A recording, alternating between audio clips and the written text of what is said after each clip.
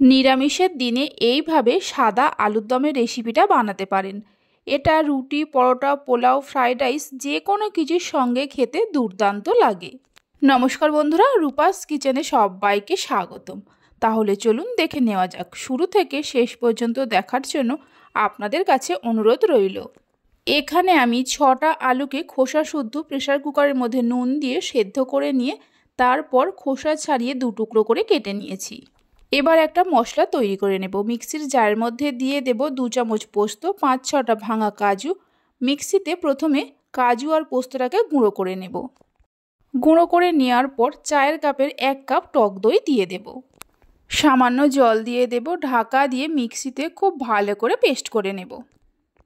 Paste করে নেওয়ার পর এইভাবে রেখে দিয়ে গ্যাসের ওপর একটা কড়া বসিয়ে কড়ার মধ্যে দিয়ে দেব 1 চামচের মতো বাটার। বাটার মেল্ট হয়ে গেলে টমেটো আর ক্যাপসিকাম দিয়ে দেব।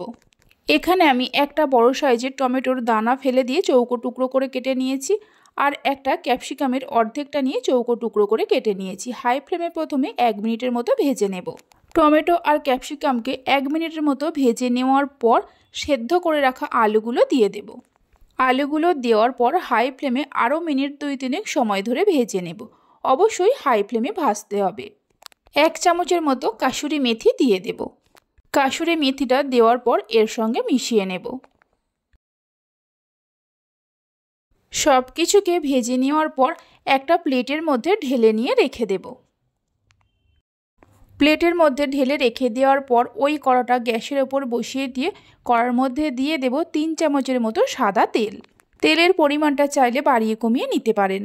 তেলের মধ্যে দিয়ে দেব একটা তেজপাতাকে 2 টুকরো করে, 2টো গোটা শুকনো লঙ্কা, অল্প গোটা জিরে, 3-4টে লবঙ্গ, 3টে এলাচ, 1 টুকরো জয়িত্রী, 1 টুকরো দারচিনি। ফোড়নের সুন্দর গন্ধ আসা পর্যন্ত ভাজতে থাকব। ফোড়নে থেকে সুন্দর গন্ধ বেরোতে শুরু করলে গ্যাসের ফ্লেমটা একদম লোতে করে দিয়ে দেব গ্রেট করা আদা 1/2 চামচ, 2 চামচ কাঁচা লঙ্কা কুচি। ঝালটা আপনারা যেমন খাবেন সেই মতো কাঁচা লঙ্কার ব্যবহার করবেন। আদা আর কাঁচা লঙ্কাটাকে ভালো করে ভেজে নেব 1 মিনিটের মতো গ্যাসের ফ্লেমটা লোতে রেখে।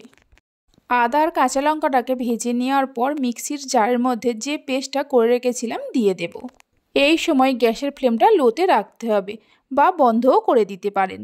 মিক্সির জার ধুয়ে অল্প করে জল দিয়ে দেব। 1/2 চামচ জিরে গুঁড়ো দেব, 1/2 চামচ ধনে গুঁড়ো দিয়ে দেব, 1 চামচ চিনি দিয়ে দেব। লো ফ্লেমে সব কিছুকে খুব ভালো করে কষাতে থাকবো যতক্ষণ না মশলা থেকে তেল ছাড়ে। যেহেতু টক দই দেওয়া আছে তাই লো ফ্লেমে কষাতে হবে। হাই ফ্লেমে কষাতে গেলে দইটা কেটে যেতে পারে। কষানোর সময় ক্রমাগত নাড়তে হবে।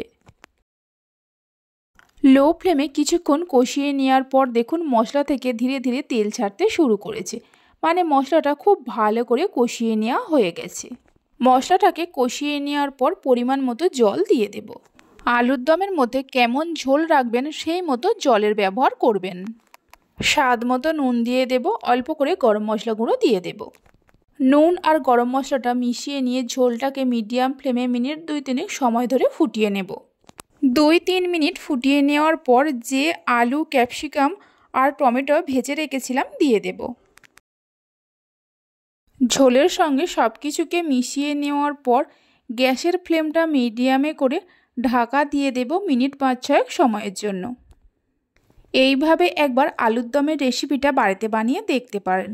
আশা করি সবাই খুবই পছন্দ করবে। আর বাড়িতে বানালে খেয়ে আপনাদের কেমন লাগলো অবশ্যই আমাকে কমেন্ট করে জানাবেন। 6 মিনিট পর ঢাকা খুলে নাড়াচাড়া করে নেব। আলুর দমটা একদম তৈরি হয়ে গেছে। এবার যে কোনো কিছুর সঙ্গে পরিবেশন করতে পারেন। রেসিপি ভালো লেগে থাকলে অবশ্যই একটা লাইক করবেন, বন্ধুদের সঙ্গে শেয়ার করবেন।